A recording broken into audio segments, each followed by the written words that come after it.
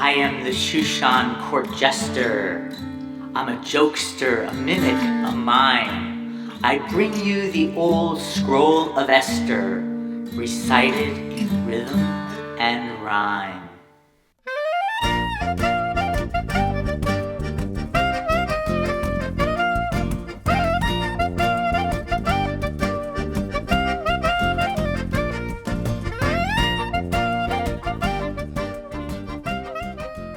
I'll tell you of Ahasuerus and the power he attained. Over 127 provinces he proudly reigned.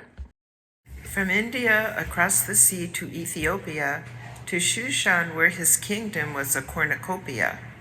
The king was weak of character and easy to persuade. He took delight in puerile things like women on parade. Some found him irrepressible, some found him quite obscene. Some thought him reprehensible, case in point, the queen. Vashti, smart and beautiful, was tired of being abused. One day, when beckoned by the king to dance, flat out refused.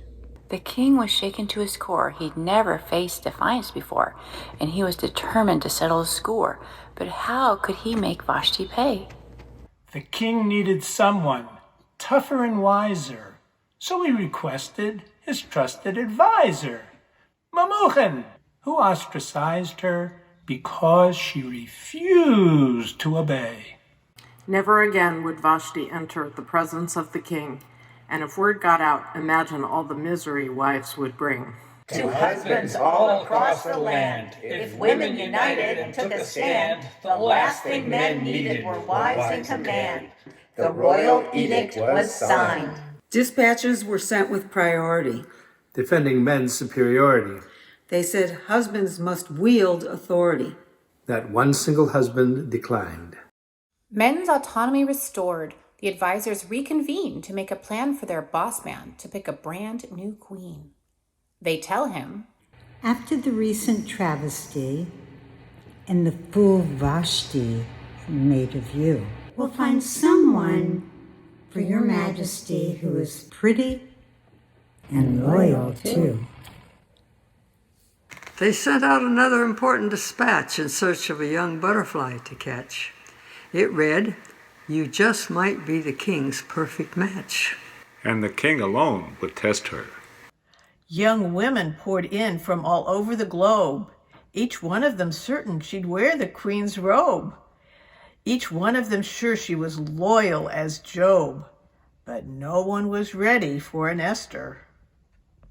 Esther was stunning with an IQ sky high.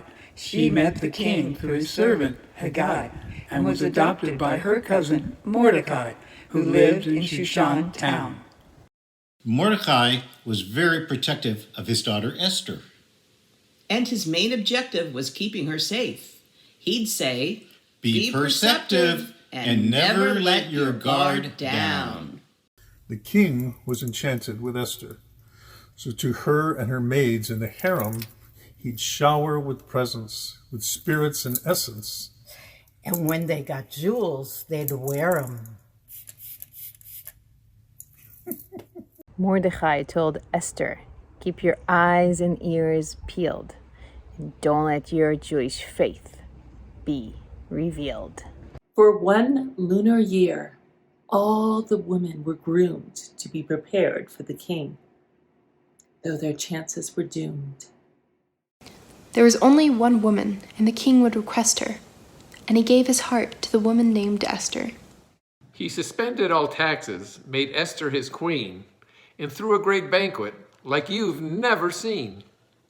During the celebration with the dancing and the doilies, a plot to kill the king was being hatched by 2 employees.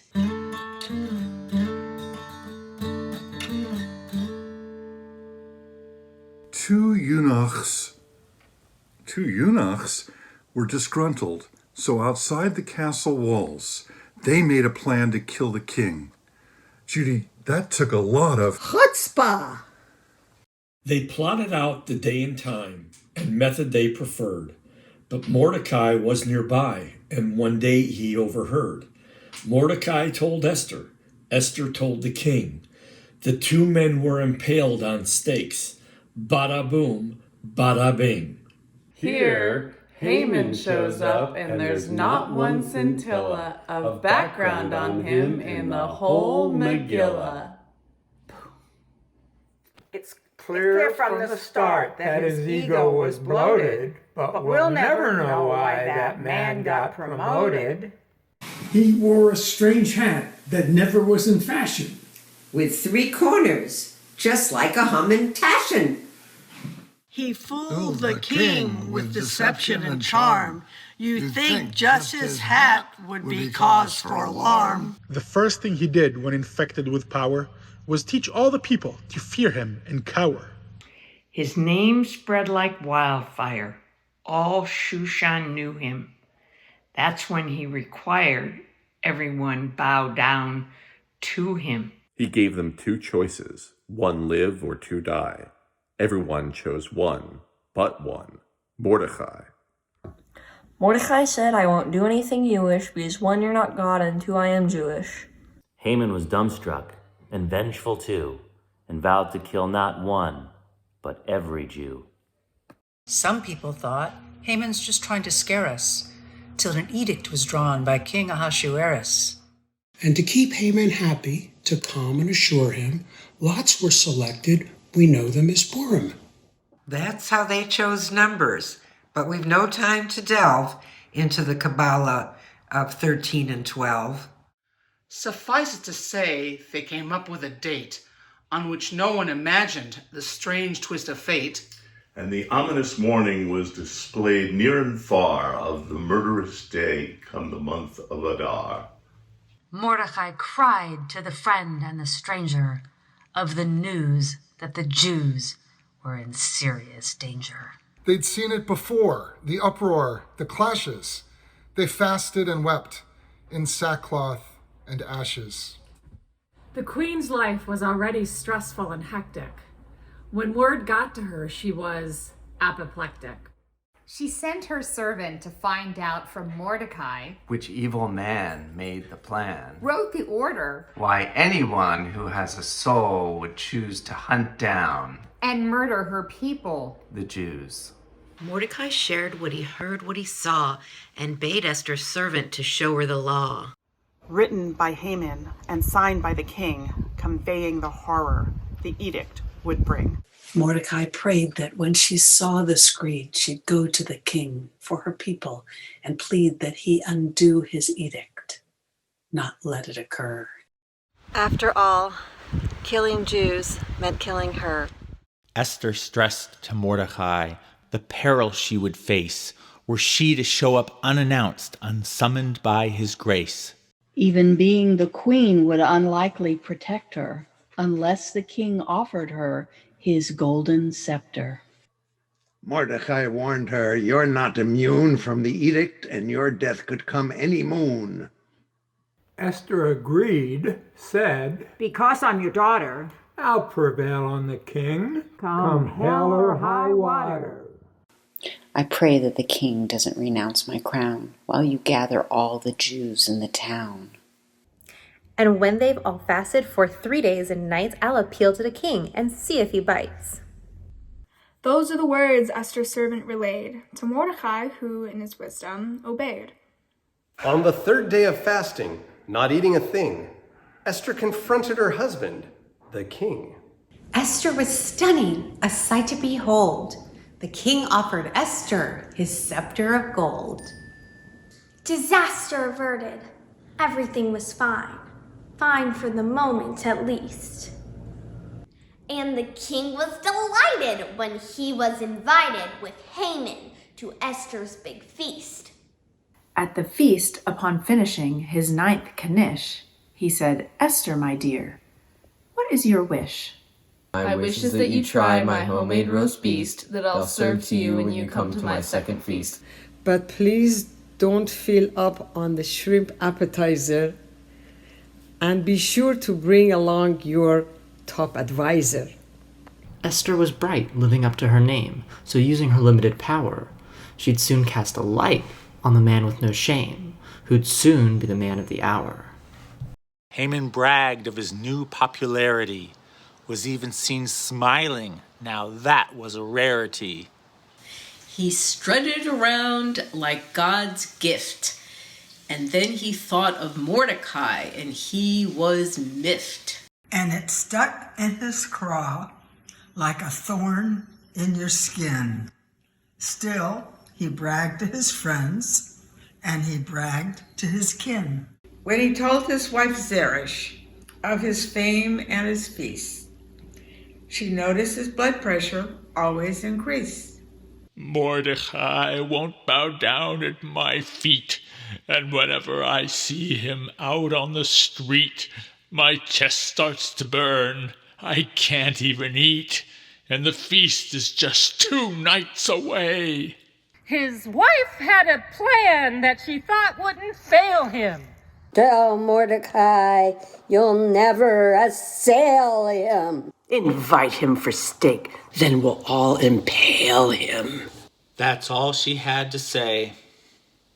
Meanwhile, the king learned how Mordecai saved his life from the 2 eunuchs when he warned the queen, his wife. I've read the king's guards were as keen as Barney Fife, so the wise rabbis claim. The king spoke to Haman when Haman returned, but never informed him of what he had learned. Just asked what he'd give to the man who'd earn a place in the Royal Hall of Fame. Haman said I wouldn't pull any punches. For this hero, I recommend dinners and lunches. With tri-tip and brandy and peach marmalades, and he should be honored with floats and parades. With dancing girls who are heavenly scented, and give him his own show when TV is invented. Buy him a wardrobe with suits that are fitted, and pardon him for the crimes he's committed. And give me, I mean him, a plaque on the wall that says, "Of great men, he's the greatest of all." And build him a throne and treat him sincerely, not this year alone, but by monthly and yearly. With an egotist grin, Haman asked, "Who's the guy?" "Our hero," the king said, "is Mordecai." And Haman, your usefulness won't be denied. When Mordecai is immortalized, you'll be his guide. When Haman told Zeresh of Mordecai's coup, she sneered, "You'll be ruined. He will mortify you." Then Haman rushed off to feast number 2 with his tail between his legs, looking haggard and blue. The queen's second feast even outdid her first, and Haman was aiming to slake his thirst for attention, revenge, and applause for his talents. His very survival hung in the balance. As Esther's roast beast was being digested, Queen Esther danced with the king as requested.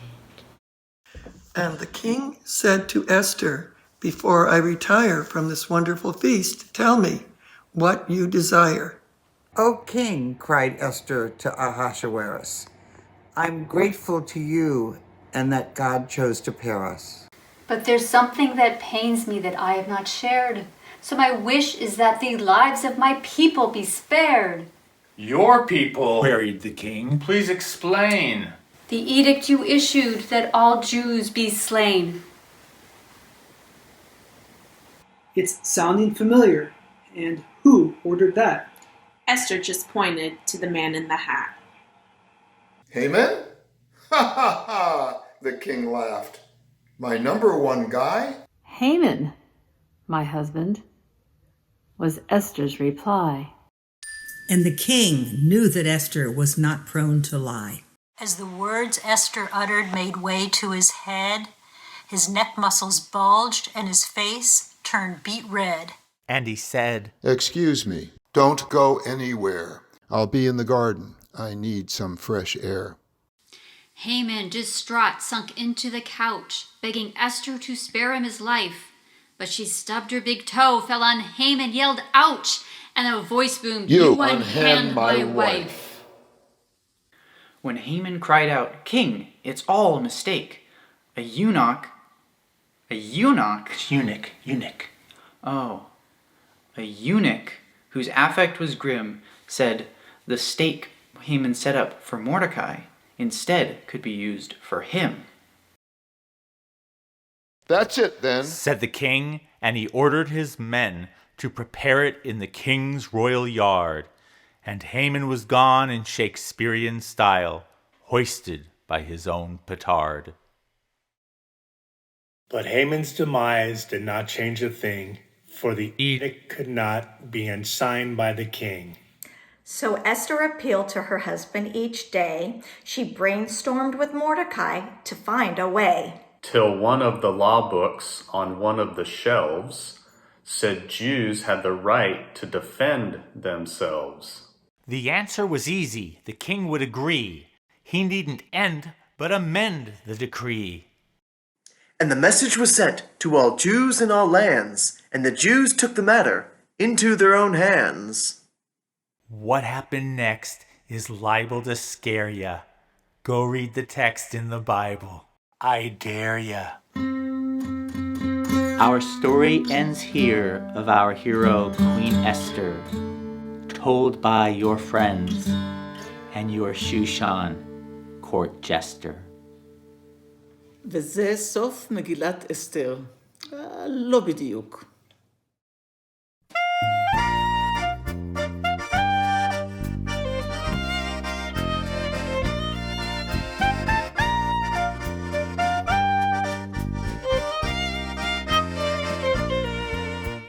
As for the king, he's still into frou-frou, gives Esther everything, and he's still a little cuckoo.